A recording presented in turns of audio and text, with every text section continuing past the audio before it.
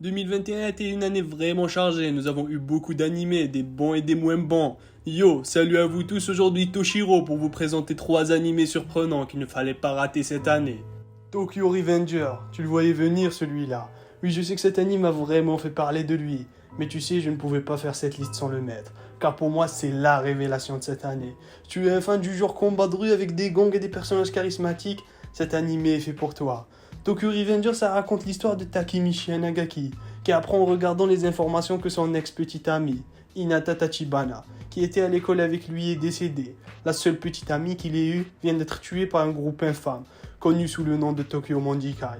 Au plus fort de sa vie, il fait un bond dans le temps, de 12 ans en arrière, au moment où il était dans la même école qu'Hinata. Je vous conseille vraiment cet animé, avec ses bastons de malade et ses personnages badass, même si le héros est un peu pleurnichard. Ouais, on va pas se mentir, il pleure beaucoup, mais il a des moments vraiment cool. Tokyo Revenger a aussi des OP et des endings qui sont super bien faits, donc allez le voir, il mérite le détour.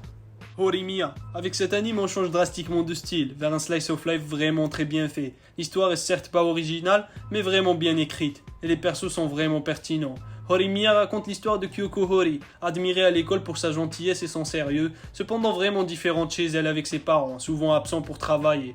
Hori doit s'occuper de son jeune frère et faire le ménage, l'empêchant ainsi de sortir en dehors de l'école. Croise un jour le chemin de Izumi Miyamura, un camarade de classe d'Hori, et considéré comme un otaku avec ses grosses lunettes. Le genre d'otaku bien pervers. Cependant, il est en réalité une personne gentille et serviable, possédant 9 piercings cachés et un tatouage.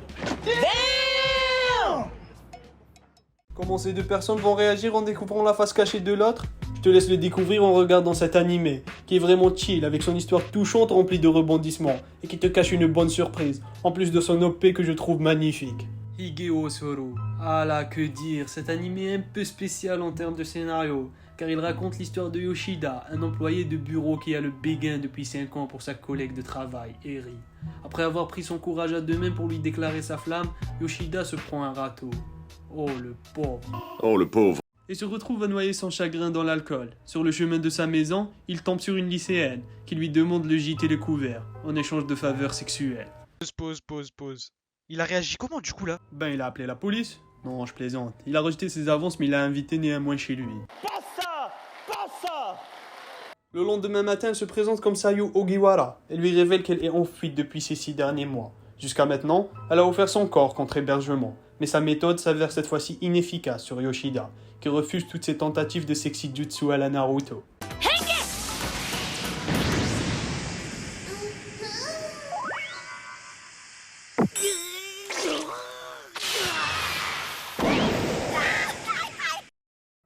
Au lieu de cela, il lui propose de s'occuper des tâches ménagères. C'est ainsi que commence une vie de cohabitation mouvementée entre un homme de 26 ans et une lycéenne fugueuse.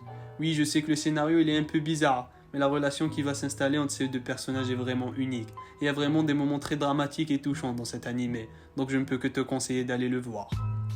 J'espère sincèrement que vous avez passé un bon moment sur cette vidéo. Et si vous avez d'autres animés à proposer, dites-les moi en commentaire. N'oubliez pas de vous abonner sur mon Twitter et de vous abonner sur ma chaîne si le contenu vous plaît. Sur ce, c'était Toshiro. Ciao et à la prochaine.